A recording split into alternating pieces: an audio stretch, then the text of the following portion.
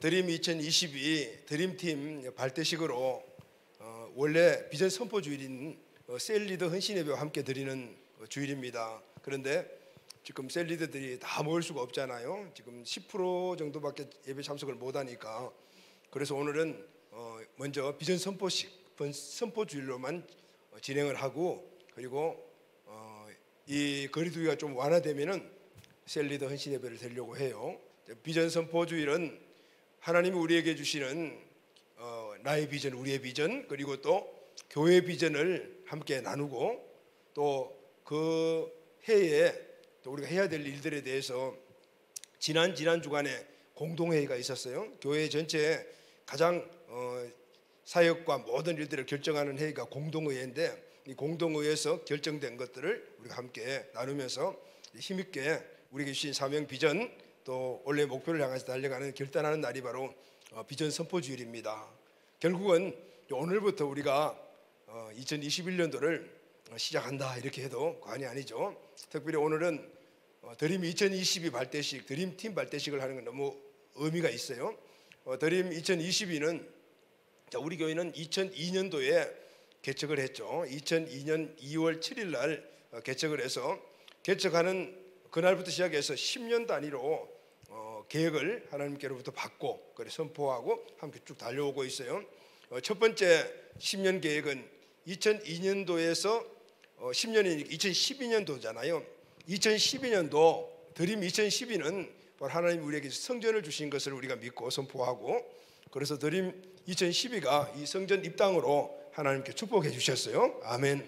2월 2일인데 3개월 넘게 5월 달에 우리가 입당을 했잖아요. 그리고 이제 이곳에서 두 번째 10년 계획 드림 2022는 하나님께서 열방 선교의 시작, 다시 말하면은 지역 민족 마지막이 열방인데 열방 선교의 시작을 우리에게 말씀을 하셔서, 이때부터 우리가 쭉 아까 영상 나오는 거 보셨잖아요. 이제 어디서 우리가 열방 선교를 시작할 것인가, 기도하고 아우리치하고 등등 이런 여러 가지 진행을 한 이후에 하나님 주신 필리핀 지역을 우리가 이제 열방 선교 시작 지역으로 받고, 그리고 이제 계속해서 기도하면서 작년에 공동구에서 결정을 했어요. 그런데 코로나가 바로 시작돼 버리기 때문에 작년은 우리가 전진하지 못했죠. 전진하지 못하고 이제 올해는 다시, 지금도 실질적으로 필리핀에 가서 우리가 사역을 할 수 있는 날짜가 언제인지는 아직 불명확해요. 그러나 이제는 국내에서 준비하고, 또 그쪽에 이미 우리 드림 팀들이 몇몇 가정이 준비되어 있잖아요. 그분들도 준비하고 이렇게 해서 준비를 해서 나갈 수 있는 그 시간에는 그냥 바로 나가서 할 수 있도록 그렇게 오늘 우리 드림팀이 조직이 되었어요. 할렐루야, 아멘. 하나님은 드림 2021을 마치고 또 드림 32에는 놀라운 또 은혜의 도전을 주셔서 또 그것을 향하여 달려가게 될 줄로 믿습니다. 아멘. 하나님은 우리에게 비전을 주시죠. 그러면 우리는 그 비전을 받고 하나님께 이 비전은 하나님의 비전임을 선포하고, 그리고 또 그 비전을 이루어달라고 기도하고, 그리고 주신 대로 우리가 순종해 나갈 때 하나님은 어김없이 한치의 오차도 없이 그것을 이루어 주십니다. 아멘. 이 비전 이루는 하나님 놀라운 축복은 개인이요, 또 우리 가정, 그리고 또 우리 공동체 모두에게 주신 비전인 것이죠. 할렐루야, 아멘. 하나님이 우리를 통해서 이루실 드림 2022의 놀라운 은혜를 우리가 기대합니다. 아멘. 자, 말씀 오늘 우리가 간단히 듣고, 그리고 난 다음 비전 선포 주일에 우리의 주신 사명과 비전을 다시 한번 여러분들과 공유하고, 그리고 한번 뜨겁게 기도하는 그런 시간을 갖도록 하겠습니다. 아멘. 자, 오늘 말씀이 우리에게 주신 큰 은혜와 도전, 그리고 또 우리의 사명을 이루는 큰 힘이 되시기를 예수님의 이름으로 축복합니다. 아멘. 자, 십자가에서 죽으셨다가 3일 만에 부활하신 예수님은 이 땅에 40일 동안 계셨습니다. 그리고 예수 그리스도의 살아계심을 제자들과 그리고 많은 사람들에게 직접 보여주셨습니다. 제자들을 만나 격려하기도 하시고, 또 갈릴리 호수로 직접 찾아가셔서 도망간 제자들이 있었죠. 베드로와 요한, 이 제자들을 만나가지고 격려하시고 비전을 새롭게 그들에게 주셨어요. 이렇게 부활하신 예수님은 40일 동안 여러 가지 일들을 하셨어요. 그런데 성전하시기 전에 오늘 본문 말씀해 보게 되면 여러 가지 일을 하시고 제자들에게 계속해서 가르친 내용, 그것은 3년 반 동안 제자들에게 늘 가르쳤던 일, 그런 말씀드리겠죠. 그 말씀을 함축해서 요약해서 그들에게 가르치셨다. 근데 그 가르치신 말씀이 무엇인가 하면은 하나님의 나라의 일이다. 하나님 나라예요. 이제 예수님은 이 땅에 계시지 않잖아요. 하늘로 가셔야 되는데 마지막으로 그 사랑하는 제자들에게 마지막으로 가장 중요한 요점 엑기스를 가르치셨는데 그 엑기스가 무엇인가 하면은 하나님의 나라라. 할렐루야. 아멘. 40일 동안 하나님 나라에 대한 말씀을 하시고 가르치시고 또 그 중요한 것을 강조하셨겠죠. 자, 그럼 여러분, 하나님의 나라의 일이란 무엇일까요? 하나님의 나라는 무엇일까요? 하나님 나라를 우리가 알아야 해요. 왜냐하면 하나님 나라의 일, 하나님의 나라, 이 하나님의 일과 하나님 나라는 결국은 우리 한 사람에게 해당되는 일이고 교회에 해당되는 일이기 때문이에요. 그래서 우리는 이 하나님 나라에 대해서 확실히 정의를 가지고 그리고 이 내용에 대해서 확실히 알아야 돼요. 우리가 신앙생활을 교회에서 하잖아요. 또 우리가 믿음을 가지고 믿음의 삶을 사는 것을 우리가 신앙생활이라고 말합니다. 그래서 믿음, 신앙생활, 교회 이런 관계, 또 우리 계신 사명, 또 선교, 뭐 전도 이런 등등 이 모든 것들이 다 하나님의 나라의 일에 관계가 있는 거예요. 그래서 우리는 하나님의 나라가 무엇인가, 하나님의 일이 무엇인가를 먼저 깨달아 알아야 하죠. 아멘. 자, 그러면 하나님의 나라는 무엇일까요? 오늘 사도행전 1장 3절 말씀을 보면은 그가 고난 받으신 후에 또한 그들에게 확실한 많은 증거를 친히 살아계심을 나타내사 40일 동안에 그들에게 보이시며 하나님 나라의 일을 말씀하시느니라 기록을 하고 있죠. 40일 동안 이 땅에 계시면서 예수님은 제자들에게 만나는 사람들마다 하나님 나라의 일을 말씀을 하셨어요. 하나님의 나라란 이 헬라어는 바실레이아라는 단어를 사용했는데 이 사복음서에 보게 되면은 계속해서 사도행전에서 계속해서 40회 이상이나 사용된 중요한 단어예요. 또 이 중에 누가복음과 사도행전에는 38회가 기록이 되어 있어요. 60회 중에서 38회가 기록되었으니까 누가복음과 사도행전이 되니까 누가복음과 사도행전의 초점이 하나님 나라야. 무슨 얘기냐면요, 누가복음은 하나님 나라의 시작이라면은 사도행전은 이 하나님의 나라가 확장되어 나가는 것을 기록했다 그러면, 여러분 누가복음과 사도행전은 기록한 사람이 딱 한 사람이에요. 누구냐면 누가라는 사람이 기록했어요. 그래서 누가복음이에요. 사도행전도 연속적으로 같이 누가복음과 연결되어서 기록된 말씀이거든요. 누가복음에서는 바로 하나님의 나라가 어떻게 시작되었는가, 그리고 그 하나님의 나라는 어떻게 확장되어 나갔는가, 바로 오늘 우리에게 그것을 말씀을 해주잖아요. 하나님의 나라는 이렇게 확장되어 가야 한다. 사복음 전체가 하나님의 나라의 시작이고, 그리고 사도행전은 그걸 뭉뚱그려 가지고 확장해 나가는 그 모든 일들이 기록되었다. 자, 여러분, 그렇다면은 이 하나님의 나라는 그러면은 예수님이 오신 그때부터 시작이 되었는데, 그러면 그때부터 시작인 거 아니에요. 구약 시대 때 이미 선자들을 통해서 예언된 바로 말씀이 하나님 나라였어요. 자, 이사야서 9장 1절에서 7절 말씀을 한번 같이 읽어볼까요? 시작. 전에 고통받던 자들에게 흑암이 없으리로다. 흑암에 행하던 백성이 큰 빛을 보고 사망의 거질 땅에 거주하던 자에게 빛이 비치도다. 주께서 이 나라를 창성하게 하시며 그 즐거움을 더하게 하셨으므로 이는 한 아이가 우리에게 낳고 한 아들을 우리에게 주신 바 되었는데 그의 어깨는 정사를 메었고 그의 이름은 기묘자라 모사라 전능하신 하나님이라 영존하시는 아버지라 평강의 왕이라 할 것임이라.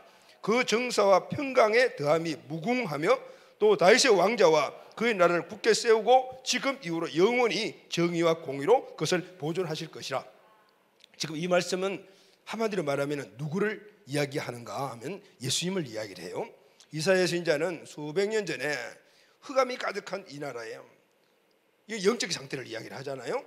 그 모든 상황에서 구원해 줄 한 사람이 오게 되는데 그 사람은 이름이 보니 기묘자라 전능하신 하나님이라 다 합하면은 예수님이란 뜻이에요.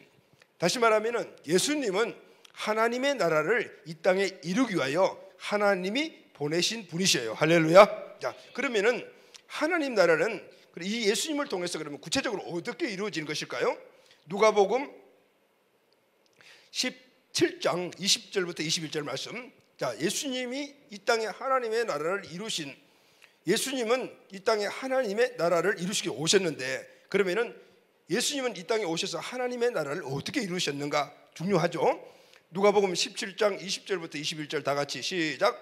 바리새인들이 하나님의 나라가 어느 때에 임하리까 묻거늘 예수께서 대답하여 이르시되 하나님의 나라는 볼 수 있게 임하는 것이 아니요 또 여기 있다 저기 있다 구독 못하리니 하나님의 나라는 너희 안에 있느니라. 바리새인들이 이 하나님 나라의 개념을 세상 나라의 개념과 혼동하고 있었어요. 예수님에게 지금 로마에게 빼앗긴 이 나라를 언제 해방시켜 주십니까? 라고 물었어요. 왜냐하면 예수님 막 기적도 일으키시고 이적도 일으키니까 이 사람은 메시아구나. 그래서 이 사람이 우리를 이 로마의 폭정에서 구원해 주겠구나 이렇게 생각을 하고 하나님의 나라가 언제 임합니까? 라고 물었던 것이죠.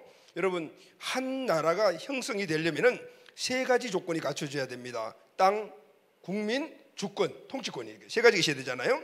그래서 지금 이 유대인들은 예수님에게 언제 이 땅과 주권과 이 권리를 회복시켜 주실 겁니까? 세상의 나라의 개념을 가지고 물었어요.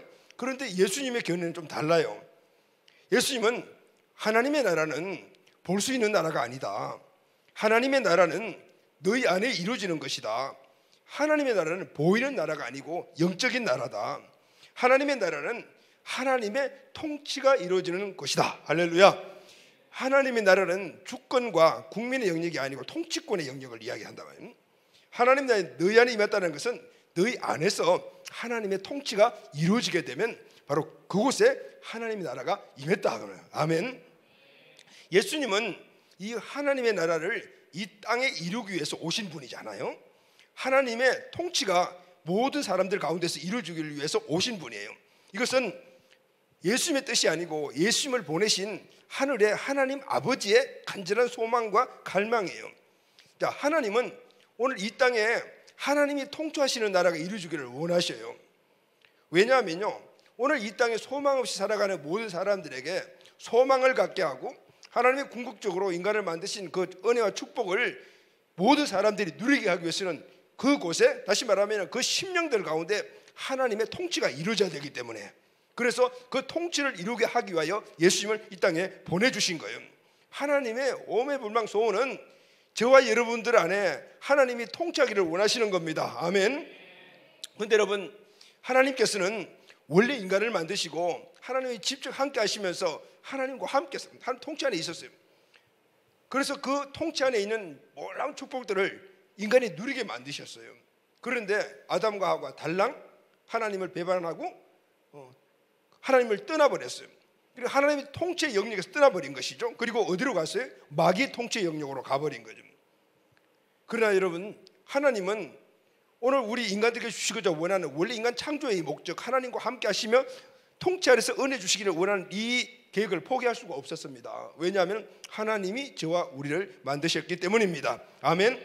그래서 마귀 사탄에게 뺏겨버렸던 모든 사람들이 내면에 있는 이 통치의 영역을 회복하시기 위하여 예수님을 이 땅에 보내주셨어요. 그래서 예수님은 이 땅에 오셔서 33년 정도를 사셨잖아요. 그런데 그 가운데서 약 3년 반 정도는 공생애를 사셨고 나머지는 사적인 생활을 사셨단 말이죠. 3년 반 동안 핵심적으로 중점적으로 하신 일이 무엇인가 하면 하나님 나라를 회복하는 것이었어요. 모든 인간들이 하나님 나라에 살아가도록 그것을 회복하는 일을 예수님이 하신 거예요. 그래서 앞으로 예수님은 어쨌든 하늘나라로 가셔야 되니까 이 세상에 남아서 계속해서 하나님의 나라를 확장시켜 나갈 바로 제자들을 좋은 마음과 혼신의 힘을 다하여 3년 반 동안 그렇게 제자 훈련을 하신 거예요. 왜냐하면 예수님의 비전, 예수님의 사명을 제자들에게 그대로 전수시켜서 이 제자들이 바로 예수님의 사명을 받고 동일하게 나아가서 하나님의 나라를 확장시키게 하기 때문이었어요. 이렇게 3년 반 동안 하나님 나라에 대한 일을 훈련받은 이 제자들은 그때 세상으로 나아가서 온 세상에 하나님의 나라를 확장시켜 나가기 시작했어요. 그래서 예수님이 승천하시기 전에 마지막으로 제자들에게 하신 말씀이 하나님 나라의 일을 말씀하신 거예요. 자, 그럼 여러분, 하나님 나라에 대해서 이제 무엇인가 대강 우리가 개념을 좀 잡았는데, 그러면은 하나님의 나라를 확장시켜 나가는 방법이 무엇인가를 한번 생각해 볼게요.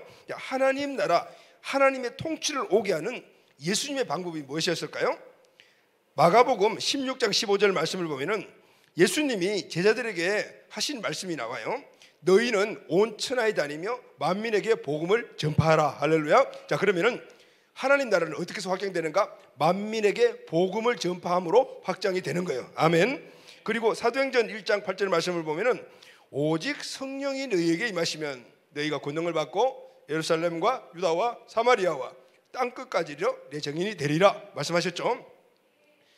하나님 나라를 확장하는 것은 복음을 전파하는 것인데, 그럼 그 복음을 어디서 전파하냐면 예루살렘, 유대, 사마리아 땅끝.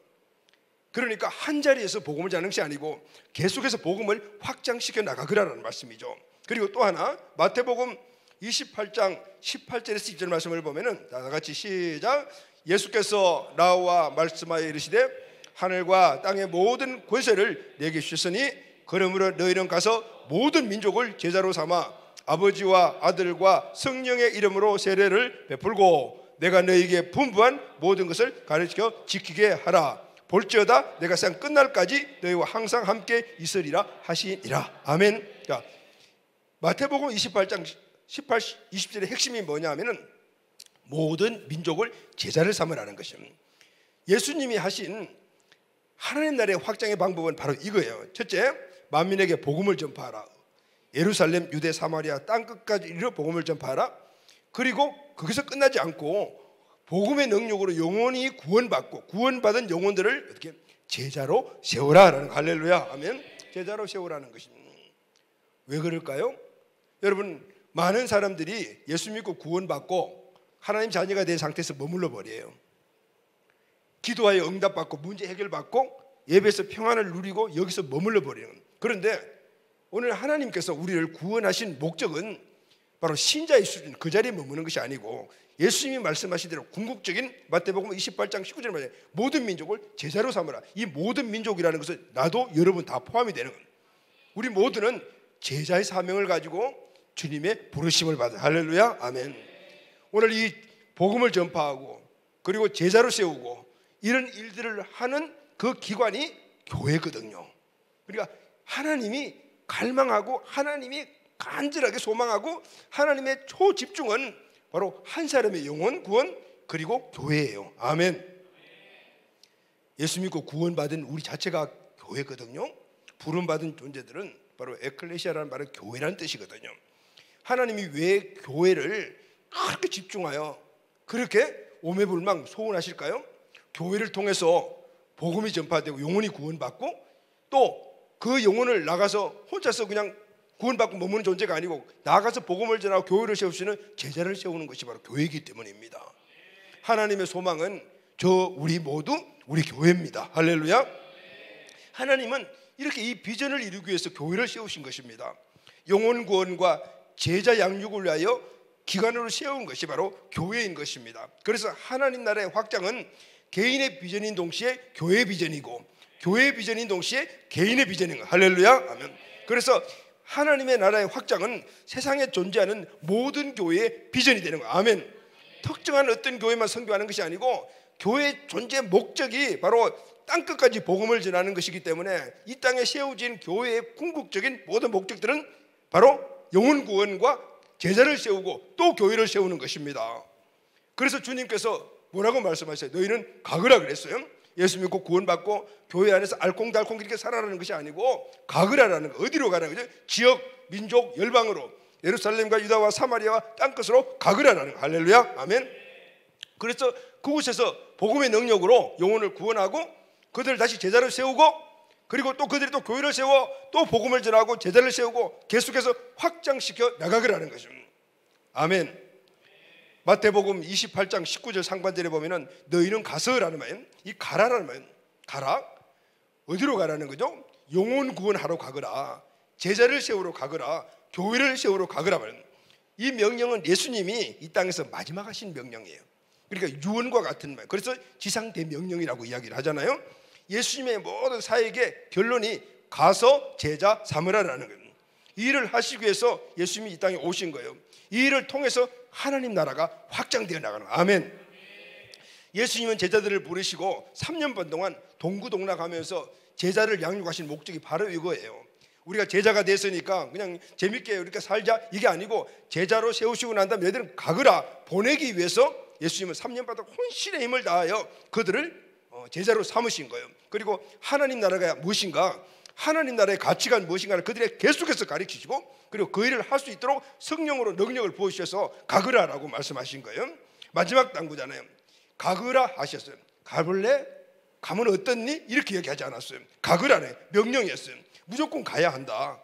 무조건 이게 사명이다. 왜냐하면 이것은 너무 중요한 것이기 때문에, 이것은 하나님 아버지의 뜻이기 때문에, 우리 예수님의 비전이기 때문에 권고가 아니고 명령하신 거예요.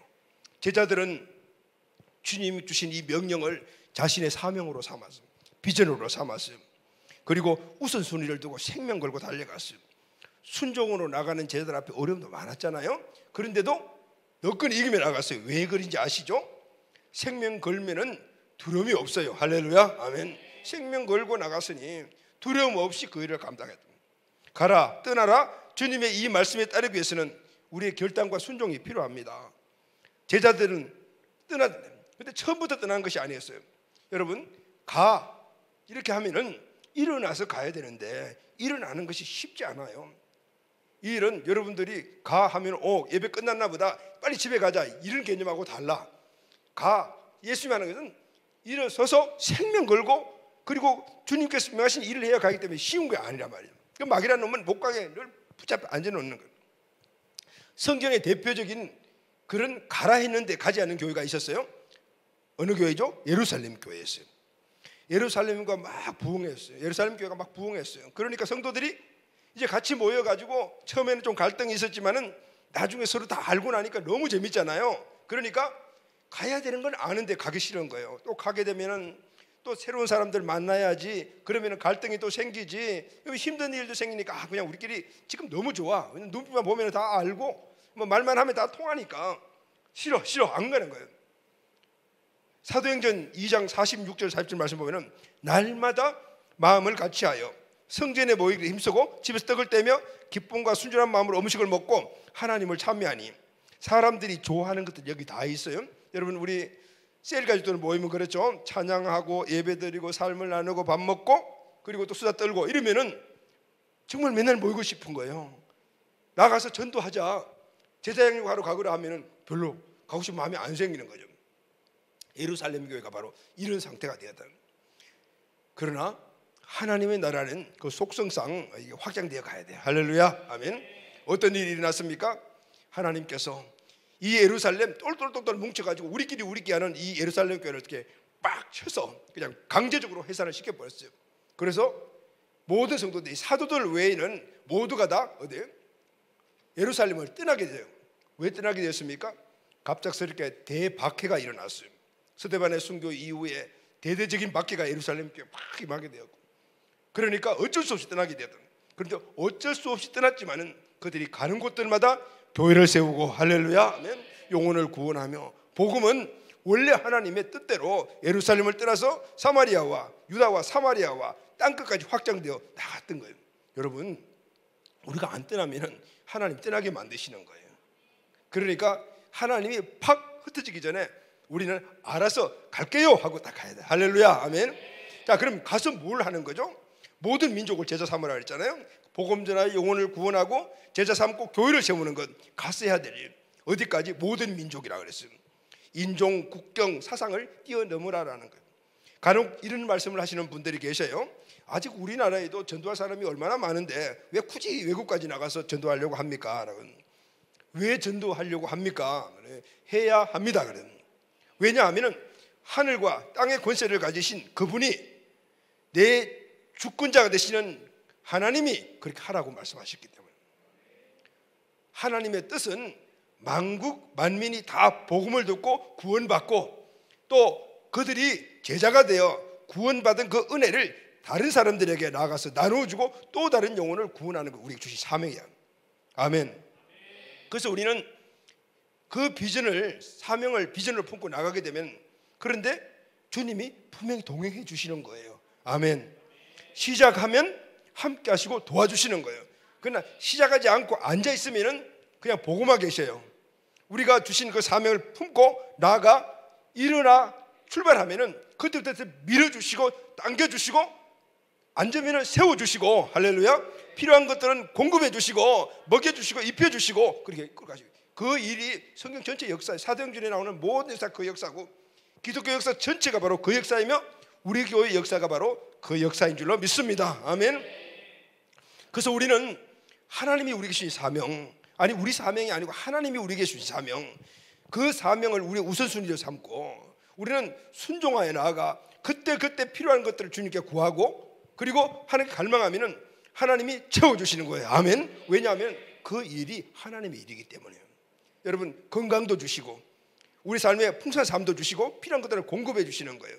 여러분, 사명이 아직까지 남아있다면 건강 연유할 게 없는 것이죠. 사도 바울이 로마로 제수로 끌려가면서 타고 있던 배가 완전히 박살나기 직전이 되었어요. 사람들은 다 죽는다고 했어요. 근데 사도 바울은 끄떡없었어요. 왜냐하면 사도 바울에게 주신 하나님의 사명은 바로 로마까지 가는 거였어요. 근데 아직까지 로마에 도착하지 않았어요. 사도 바울은 말합니다. 나는 로마까지 가야 하니 하나님은 특별히 이 풍랑에서 우리를 구원하여 주실 것입니다. 사명이 있으면 안 죽어. 왜냐하면 하나님이 손해보시잖아요. 그래서 우리는 내 사명, 하나님이 주신 나의 비전이 무엇인가를 확실히 하나님께 온 비전의 사실을 깨닫고 그 비전이 우선순위로 달려가게 되면 하나님 이끌어 가시는 거죠. 할렐루야, 아멘. 자, 그럼 여러분, 이렇게 하나님 나라, 그리고 하나님 나라가 어떻게 확장되는가 그걸 배우는데, 그러면 가장 중요한 것은 하나님 나라의 본질이 뭐냐는 것이죠. 왜 예수님이 이 땅에 오셔서 십자가에 달려 죽으시기까지 이루신 하나님의 나라, 제자들이 다 목숨을 던지고 생명 걸고 나아가 순교하면서 전했던 하나님 나라가 그럼 도대체 뭘까요? 왜 이 하나님 나라에 생명을 걸었을까요? 왜 우리가 인생의 우선순위를 잡고 비전을 삼아야 되는 것일까요? 여러분, 주님의 위대한 이 명령, 하나님 나라의 그 핵심은 바로 하나님이 모든 인류에게 주신 축복이며 사명이라는 것입니다. 할렐루야, 아멘. 하나님의 나라가 이루어지면 하나님의 통치가 그게 이루어지잖아요. 하나님의 뜻이 이루어지는 것이잖아요. 그 하나님의 뜻이라는 것은 하나님이 갖고 계시는 가치예요. 하나님 나라의 가치. 여러분, 하나님 나라의 가치가 어떤 것일까요? 여러분, 우리도 세상을 살다 보게 되면 가치에 대해서 굉장히 중요하게 생각을 하잖아요. 자, 이 성경책인데 그냥 책이라고 할 때 이 책 같으면 이 책의 가치는 뭘까요? 이게 5,000원짜리 하면 5,000원짜리 가치가 되는 거죠. 여러분들이 가치로 삼고 있는 것들이 뭘까요? 그것도 아주 최고의 가치는 뭘 삼고 있을까요? 각각 사람들이 갖고 있는 그 가치, 기준이 다 다를 거라고요. 그래서 우리는 무엇보다도 좋은 가치, 그리고 아주 중요한 가치가 있으면 이전에 있던 가치를 버리고 그 가치를 취하는 것이잖아요. 하나님 나라의 가치가 무엇인가를 우리가 알게 되게 되면 이 가치가 우리에게 생명 걸 수 있는 사명과 비전이 되는 것이에요. 자, 그럼 여러분, 하나님 나라를 이루는 그 하나님 나라의 가치, 하나님의 뜻은 그러면 도대체 무엇일까요? 그것은 하나님이 이 땅에 인간을 창조하신 그 목적 안에 들어있어요. 창세기 1장 28절 말씀을 보면 하나님이 사람을 만드셨죠. 아담과 하와를 만드시고 그들에게 뭐라고 말씀하셨어요? 열심히 일해 이렇게 말씀하셨습니까? 아니요. 아담과 하와를 만드시고 그들에게 복을 주시며, 할렐루야, 아멘. 그러면 하나님이 사람을 만드신 목적이 뭐예요? 복을 주시는 거예요. 그런데 여러분, 우리가 늘 나누지만 그 복은 모두가 명령문으로 되어 있어요. 그러니까 이 복은 우리에게 주신 사명이다 그 말이야. 아멘. 창세기 1장 28절 우리 다 같이 한번 읽도록 합시다. 시작. 하나님이 그들에게 복을 주시며 하나님이 그들에게 이르시되 생육하고 번성하여 땅에 충만하라. 땅을 정복하라. 바다의 물고기와 하늘의 새와 땅에 움직이는 모든 생물을 다스리라 하시니라. 아멘. 하나님이 우주 만물을 만드시고 맨 마지막에 사람을 만드셨습니다. 그리고 그들에게 복을 주셨습니다. 그 복이 뭐죠? 생육하라, 번성하라, 땅에 충만하라, 땅을 정복하라. 그리고 이 모든 우주 만물을 만든 모든 것들을 어떻게 다스리라 하잖아요. 통치권 주셨어요. 이것이 하나님이 인간을 만드신 목적이에요. 그런데 모두가 명령문이잖아요. 해라, 생육하라, 번성하라, 충만하라, 정복하라. 명령문이라는 것은 사명이라는 뜻입니다. 이 복은 우리의 그냥 하늘에서 뚝뚝뚝 떨어지는 복이 아니고 오늘 이것은 우리가 이 땅에서 이루어가야 될 복이다라는 거예요. 아멘. 그래서 성경학자들은 이 말씀을 문화 명령이라고 이야기하기도 해요. 기독교 문화가 기독교의 그 복음이 전파된 나라들을 보면 다르죠. 제자리에 있지 않아요. 계속해서 번성해 나가요. 이 축복의 원리는 개인에서부터 시작돼서 우리 가정에서, 우리 가문에서 민족 열방으로 흘러가요. 하나님 주신 이 번성 번영의 복은 우리가 예수 믿고 구원받으면 나부터 시작해서 우리 가족이 복을 받고 우리 가문이 복을 받고 그리고 이 가문과 우리 이 믿음의 자손들을 통하여 민족과 열방으로 흘러가는 축복이 되는 거예요. 아멘. 왜냐하면 하나님 주신 복 자체가 그 자리에 머무는 복이 아니고 이 복의 원리를 알고 이 복을 이루는 방법을 알게 되면 점점적으로 계속해서 번영하여 나갈 수가 있게 됩니다. 여러분, 뭔가를 많이 내가 이루었는데 근데 여러분 그것이 다른 사람이 통치하게 되면 그게 진짜 복이 아니잖아요. 하나님은 우주 만물을 만드시고 우리에게 그것을 통치할 수 있는 은혜를 주죠. 할렐루야. 아멘. 통치권을 주단 말이에요. 그런데 여러분 그 통치권이 어떻게 되었어요? 아담과 하와가 하나님을 배반함으로 말미암아 통치권이 마귀 사단에게 빼앗겨 버렸어요.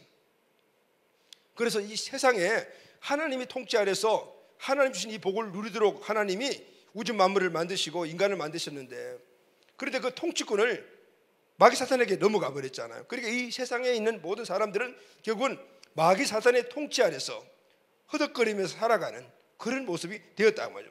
그런데 하나님은 이렇게 살아가는 우리 인간들을 그냥 보고 있을 수가 없었습니다. 왜냐하면 모든 사람들을 하나님이 만드셨기 때문에.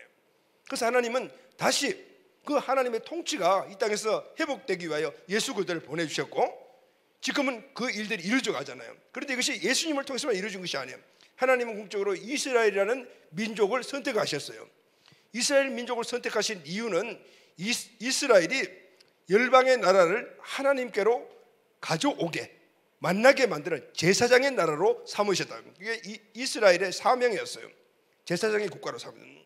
그런데 이스라엘은 하나님 주신 이 궁극적인 사명을 어떻게 까맣게 까먹어버리고 우리만 하나님으로부터 선택받았다. 이 선민의식에 완전히 사로잡혀 있습니다.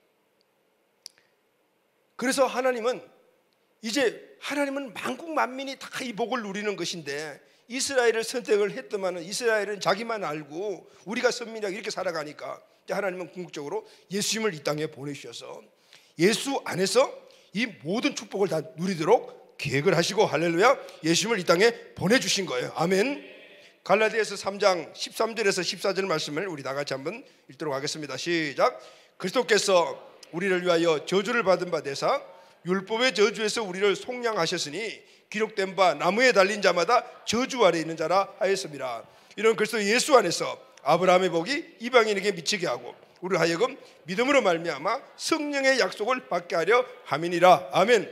번성번영의 이 축복은 아브라함의 육적인 혈통의 자손들이 누리는 복이었지만은 그러나 이것을 열방으로 나눠주라던 주님의 말씀을 거역을 했대요. 그래서 하나님께서는 예수 그리스도를 통해서 이 아브라함의 복이 이방인에게 미치게 하고 할렐루야. 아멘. 이방인이 예수 그리스도를 믿음으로 말미암아 아브라함의 자손들이 누렸던 복도 우리는 똑같이 누리게 되었다고 말입니다.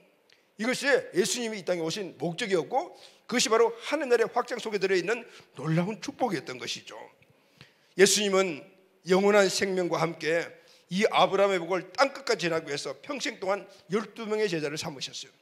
예수님은 하늘에 가셔야 되기 때문에 이 땅에서 예수님과 똑같은 그 일을 하도록 하시기 위하여 하신 일이 12명의 제자를 삼은 것이죠.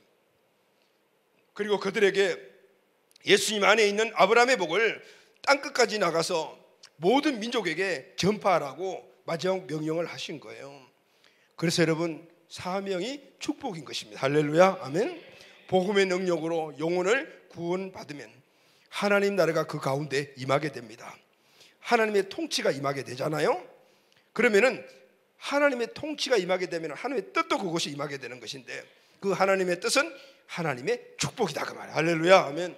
그래서 우리가 예수 믿으면은 하나님 나라가 내 안에 이루어지게 되면은 바로 생육하고 번성하고 충만하고 정말 다스리는 이 복이 함께 오는 거죠. 그래서 우리는 그때부터 가만히 앉아 있지를 못해요. 나아가서 복음 전하고 전투적인 사람이 되고 사명을 바라보고 사명의식 속에 살아가는 사람으로 열정적인 사람으로 바뀌어지는 거예요. 예수 믿고 그 이후의 삶은 바로 예수 믿기 이전의 삶과 완전히 다른 사람으로 바뀌어지는 거예요. 왜냐하면 하나님의 나라가 내 안에 임했기 때문에 하나님 나라가 임했다는 하나님의 축복이 임했기 때문에 그래서 우리는 그냥 있을 수가 없는 거죠. 불이 있는 사람들은요 펄쩍펄쩍 뛸 수밖에 없는 거예요. 왜냐하면 하나님의 축복은 사명이기 때문에 복음의 능력으로 영혼이 구원받으면 그때부터 우리는 우리의 삶이 바뀌어지고 하나님 나라의 가치로 무장된 사람이 되기 때문에 세상 가치가 싫어지는 거예요. 예수 믿고 구원받은 사람들이 세상과 점점 멀어지는 이유가 바로 여기에 있다 그 말이죠. 그리고 거기서 머무는 것이 아니고 이제는 내가 제자가 되고 또 다른 사람을 제자 삼는 다른 사람들에게 관심이 다른 영혼들에게 관심이 가는 자로 바뀌게 되는 거예요. 왜냐하면 예수님의 영혼이 예수님의 영이 나 안에 있기 때문에요. 할렐루야 아멘. 예수 믿으면 그래서 개인과 가정과 가문이 하나님의 축복을 받고 그리고 그곳에서 하나님의 크신 역사들이 후손들을 통하여 민족과 열방으로 흘러가게 되는 것 바로 성경적인 원리라 그 말인 거예요. 아멘. 그래서 여러분 예수 믿으라 이 말은 무슨 말이죠? 복음이라 가장 복된 소식이라는 겁니다. 세상에 이것보다 더 큰 복된 소식은 없다고는. 그래서 어떤 일보다 복음을 전하는 일은 위대한 일입니다. 할렐루야. 그래서 복음 전파는 우리 성도들 한 사람 한 사람의 비전이고 그리고 우리 교회의 사명입니다. 그래서 복음 전하고 제자 세우는 교회가 하나님의 갈망입니다. 아멘. 여러분 모든 교회는 하나님이 이 목적을 가지고 세우셨는데 그런데 이 목적이 우선순위가 되고 교회 사명과 비전이 되지 않는 교회들이 많이 있거든요. 그럼 여러분 잘못된 교회인가? 아니요. 그 나름대로 또 어느 한 부분에서 하나님 나라의 역할을 하지만은 그러나 궁극적인 하나님의 교회를 세우신 그 목적을 추구하고 그리고 희미해지고 잃어버린 그 본질을 회복하기 위하여 몸부림치는 교회가 하나님의 갈망이에요. 아멘. 영혼 구원과 제자를 세우고 또 다른 그 일을 하기 위해서 교회를 세우는 그 교회가 하나님의 갈망이다 그러면 아멘. 마태복음 28장 19절 말씀 보면 그래서 너희는 가서 모든 민족을 제자 삼으라라고 하신 주님의 이 명령을 실천하는 교회가 바로 하나님의 갈망입니다. 여러분 저와 우리가 이 하나님의 갈망인 교회가 되기를 원합니다. 아멘. 오늘 제가 여러분들에게 전한 이 말씀이 바로 하나님이 이 땅에 교회를 세우신 목적이고 오늘 우리를 부르신 목적이고 그리고 또 우리가 앞으로 해야 될 일이 무엇인가를 말씀해 주는 것입니다. 교회가 무엇을 해야 될 것인가 말씀해 주고 있는 것이죠. 비전 선포주일 특히 이제는 예루살렘과 유대와 사마리아와 땅끝 복음 전파를 시작하는 오늘 드림 2022 발대식을 맞아 오늘은 특별히 오늘 이 말씀이 우리 마음속에 잘 새겨져야 될 줄로 믿습니다. 궁극적인 하나님의 그 나라를 이루어가는 교회 그 일을 이루어가는 우리 가족들 하나님이 초집중하십니다. 하나님의 갈망입니다. 할렐루야. 주님 오실 그날까지 우리 교회는 이 비전을 가지고 이 비전에 붙잡혀 순서수를 삼고 끝까지 달려갈 것입니다. 내 다음 세대 또 여러분 다음 세대 지금 앉아있는 우리 어린아이들 세대 하나님의 비전은 변함이 없는 거예요. 이 비전을 통해서 하나님이 원하시는 일들을 이 땅에 이루고 주님 오실 그날까지 하나님의 애정된 모든 인들 차이까지 하나님의 교회는 그 일을 감당할 것입니다. 할렐루야 아멘. 자 사도 바울의 고백을 우리가 다 같이 한번 선포하고 제가 오늘 비전 선포주일이니까 간략하게 여러분들에게 브리핑하고 마치도록 합시다. 사도행전 2장 24절 말씀 골로새서 1장 24절 말씀은 사도 바울이 하나님 나라의 확장을 위해서 자기가 갖고 있는 자기 자신의 이 고백과 선포잖아요. 오늘 우리의 고백과 선포가 되기를 원합니다. 아멘. 자, 사도행전 20장 24절 시작. 나의 달려갈 길과 주 예수께 받은 사명 곧 하나님의 은혜의 복음 증거하는 일을 마치려면은 나의 생명을 조금도 귀한 것으로 여기지 아니하노라. 아멘. 자 골로새서 1장 24절 시작. 내가 이제 너희를 위하여 받는 괴로움을 기뻐하고 그리스도의 남은 고난을 그의 몸된 교회를 위하여 내 육체에 채우노라. 아멘. 사도 바울의 평생의 초점은 오직 하나님 나라를 전파하는 것이었습니다. 그것을 다른 말로 또 표현한 것이 골로새서 1장 24절. 그리스도의 남은 고난을 그의 몸된 교회를 위하여 내 육체에 채우노라 그랬어요. 사도 바울은 평생을 목표로 가는 것은 뭐냐면 교회를 세우는 것이었어요. 그 교회를 세우는데 고통이 따르잖아요. 쉽지 않아. 그러니까 이 교회를 세우는데 당하는 그 고통을 내 육체에 채워놓으라 그랬어요. 내가 이제 너희를 위해 받는 괴로움을 기뻐하고 그래서 남은 고난을 그의 몸된 교회를 위해 내 육체에 채워놓으라. 교회를 세우는데 받는 어려움과 고통 내 육신이 당하는 이 어려움과 고통을 사도 바울은 그리스도의 남은 고난이라고 말했어요. 여러분, 그리스도는 오늘 이 땅에 오셔서 그분이 해야 될 모든 고난을 다 받으셨습니다. 십자가에 죽으시고 고통받으시고 다 끝. 그런데 사도 바울은 남은 고난이라고 이야기를 해요. 그리스도의 남은 고난이라고. 그리스도가 또 받아야 될 고난이 있는가? 그걸 그 말씀이 아니에요. 예수님께서 제자들에게, 사도 바울에게 준 말씀이죠. 땅끝까지 이르러 복음을 전하고 그리고 제자를 세우라, 교회를 세우라는 그 사명을 감당해 오는 고통이란 말이에요. 사도 바울은 이거는 마땅히 그리스도 은혜를 받은 자로서 내가 그리스도의 남은 고난으로 나는 기꺼이 기쁨으로 내 육체를 채운다라고 말해서, 여러분, 사명을 감당한 자에게 찾아오는 어려움과 모든 문제들은 결국은 그리스도께서 남겨준 우리가 받아야 될 고난이에요. 아멘. 비록 그것이 힘든 일일 수도 있고 어려운 일일 수도 있고 내 그것을 포기해야 될 일도 분명히 있겠지만은, 그러나 그것은 너무나 중요한 일이며 그 일을 통해서 내가 구원받았기 때문에 마땅히 우리가 해야 될 일이라는 것을 사도 바울이 말씀하고 있는 우리의 고백이 되기를 바랍니다. 할렐루야. 아멘. 주의 하심 보이지 않아도 때론 느낄 수